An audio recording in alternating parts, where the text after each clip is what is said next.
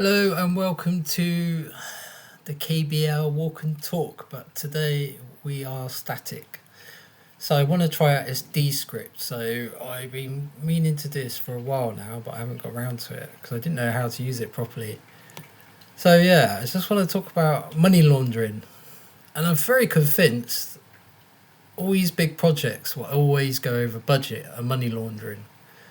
So you had back in 2000, you had the Millennium Dome that went way over budget, and you'll find this in most towns and cities in the UK, probably in America. Yeah, because I think even like in America, the subways for the downtown, where the Twin Towers was, I think that went way over budget. So it just shows you like it's not just exclusive to the UK. I mean, probably many countries do this, but I think it's worse in the West because like some countries are corrupt, yeah, but they do not take the mick like the UK does. It's like just completely over the top how much money goes missing. You know, it's like all the hospitals, the new hospitals, the PFI schemes, and they cost like 3 times over what the amount it costs to build them. It's like that is not good business. That is not good for the taxpayer. But yeah, let's go to the HS2. So the 40 billion HS2 disaster sums up better than anything else why Britain is failing. And the construction started 4 years ago, but the government doesn't know when it will finish. So this keeps getting delayed and delayed. They keep throwing more money at it. And it's like, if you see what they've done in China, they've built this massive, fast, super fast train network, and it's like, goes around probably a third to 2/3 of the whole country, and China's massive. It's one of the biggest countries in the world. I think it is the third biggest country, is it? Yeah, I think so, because I think Russia's the biggest, then Canada is the second biggest, China I'm pretty sure is the third, and USA is the fourth. But yeah, it goes nothing. So this is in the Daily Express. So nothing symbolises the incompetence of the British state, the failings of our civil service, and the complacency of our politicians better than the disaster that is HS2. An exchange in the House of Commons committee room last December provided a valid illustration. MP Sir Geoffrey Clifton Brown wanted to know how much the new high-speed 2 HS2 rail line between London and Birmingham was going to cost. There had been talk of 45 billion or maybe 57 billion. I mean, how can 12 billion, like, how can there be a gap between 45 billion and 57 billion? Like, where does the 12 billion come from? Or perhaps even 66 billion. So what was the figure?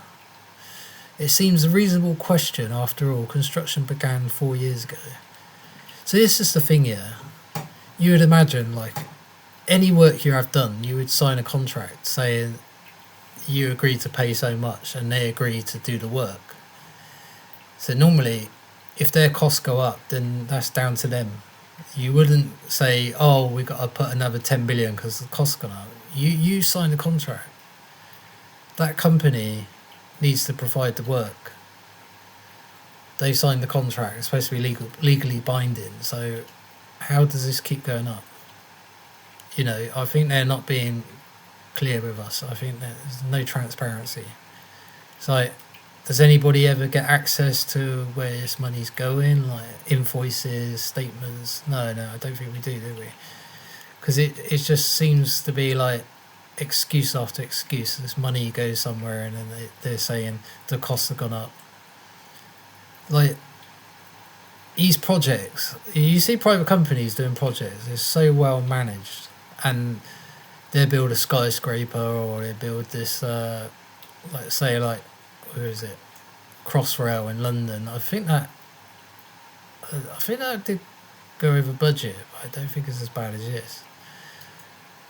But it's still built faster than what this is built. This is going to be built because that was I'd say that's even like, I don't know what the distance is or compare in total, but I imagine that's quite a big project. Which is probably even more difficult because they had the tunnel underground. So why is this so complex when basically they're building most of it above ground? I think there's one tunnel, isn't there, for a mile long, and then there's some fire ducts, so there's going to be some higher up parts of track, but the rest of it is basically ground level. But yeah, it's just ridiculous. So let's scroll down because it's blah blah blah blah blah. Yeah, so talking about phase 2, because originally it's supposed to go to the north of England, but they cancelled that and they said it's just going to be London to Birmingham. They're saying now it's likely never to go ahead. It's just a thing though, it just takes years and years and this money is just disappearing. It says here, the West Coast Main Line runs between London, Birmingham, Manchester, Edinburgh and Glasgow. I mean, that's definitely not going to happen, is it? Going all the way to Glasgow. You'd be lucky if you get to Leeds or Manchester. That's after they've got to do phase 1 first, they've got to get to Birmingham. Here we are, talking about passenger journeys. So that line is always struggling because it's quite a high passenger number. But like most things, they wait until it nearly falls apart and then they do some investment, and by then it's out of date. What else? Yeah, I do believe it's money laundering. I just don't think it's possible for any contract to happen like. I just find it very difficult to believe that you sign a contract and then the construction company turns around and says, my costs have gone up. And then you turn around and say, oh, that's fine, I don't mind paying another 10 billion. Yeah, you'd say, sod you, that's your problem. You sign a contract with me to deliver this project in a set time and a set cost. That's what I'm going to pay you. Any extra cost is down to you. It's like a lot of things, isn't it? You agree to do some work. Like a painter and decorator says, okay, you don't sign a contract most of the time, but you say, I'll paint all your rooms in your house and that'd be £300, or like if you're in the States, maybe you say like $400 or $500, and I have that done for you in about a week or 2 weeks, depending on how big the house is. That's fair enough. Okay, you do a gentleman's handshake, let's say. But something like this, it's like so much money, you would have everything legally tied up, wouldn't you? You wouldn't just have it left open and just be stupid enough to say like, oh yeah, we just got an open contract, so the price can just keep going up and up. I think personally that these MPs have got friends in the construction work, in the construction companies, and basically money's being funneled off. This is just them, I believe, stealing off the public, off the taxpayer, because that's the thing, isn't it? They ignore what people want and they just funnel our money out. It's like in the UK, isn't it? Like you get all your services cut, like the old people, they're getting the fuel allowance cut or restricted. It's harder for them to get, and then they say there's a 22 billion black hole, now it's 51 billion, but we've still got money to pay for 400 asylum seeker hotels, and we can feed them, buy them a new iPhone, we can transport them ashore. Sorry, I shouldn't say we, because most of us don't agree with this, but the government can use our money, tax money, what they steal off us, because you don't even have a choice, do you? They just take 20% you pay and then spend it on whatever they want. They send some to Ukraine, they send some to Israel, and it's like, when do you ever ask us what we want? The councils do the same as well. They take money off people for council tax, and then they spend it on rainbow painted benches, or they paint the road in the rainbow colours. for less than 1% of the population without even asking for approval. They just basically treat it like it's their money. And that's another subject. But yeah, this is the issue. It's like the roadworks. I think that I'm pretty sure they're a part of money laundering as well, because they always put up the signs and no work's taking place for like days or weeks, and then they start doing the work and they always last for such a long time, and they're always doing it. They're always digging up roads. It'd be on the motorway, the A roads, the roads in the towns and the cities. They're always constantly digging up the roads. And there's always these refurbishments in the council and the NHS. New furniture, even though the furniture's not old, it doesn't need replacing. But yeah, let's spend more money. Let's make someone else richer.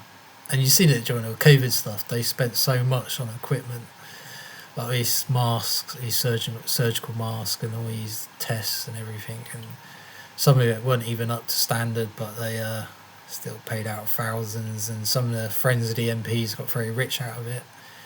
But nothing happened. They get off scot-free. A lot of these people never get investigated. These councils never get investigated. The chief executives never lose their job, even though Birmingham City Council went bankrupt. And didn't they buy a private jet? Yeah, it's always people stealing off the council. There's been fraud claims where people got money off the council, but they haven't been sent to prison. Oh, it's just so corrupt. But yeah, it's money laundering like the Millennium Dome. I think all the hospitals, mostly all the new builds, like even in Ireland, I've seen their children's hospitals gone way over budget. That is definitely money laundering. Was it in Bath? Their was it thermal baths? So did that go way over budget as well? Millennium Dome, as I said before. So many projects constantly going over budget, and HS2 is another big one. Just another black hole to throw billions and billions into with no results, and there's no repercussions. It's like if anybody else went out and spent someone else's money, they'd say that's fraud or they'd say that's stealing, but no, nothing happens. And then when the police actually do some work, all we see them is raiding vape shops. It's like, why are you not raiding the barber shops? What money laundering operations? Why are you not raiding the nail shops? And now the dentists, a lot of them, well, I don't know how many it is in total, but even their fronts for money laundering now, some of them. I'm not saying probably 90%, 95% of them are legit. I think that's only a new thing though, so to wait and see how many dentists pop up now. But yeah, mostly barbershops, it's so blatant, it's so obvious. If anybody denies that, they are so naive and so blind when it's so obvious. But yeah, a lot of money laundering. And do you know what one of the biggest money laundering operations is probably the biggest? Well, it's between the two, I would say. One being NASA and the other one being the military. Because a lot of money goes into both those areas, especially in the States, yeah, because the UK space program is tiny compared to NASA. And the American military budget, I would say even if we had the same population, I'm pretty sure the American budget would still be higher than the UK budget. But they are a major military force, so they're going to get loads of money. Anyway, I'll leave that there. And don't forget as well, the Pentagon, didn't they lose 2 trillion the day before September 11th? Yeah, have a think about that. Anyway, thank you for watching. I hope you liked this format and this style of video. I'll try and do some more and make it more interesting.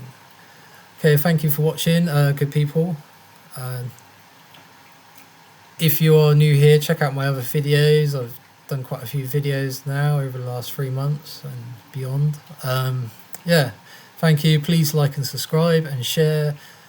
Thank you for your time. Bye for now. Enjoy the rest of your Sunday. Bye bye.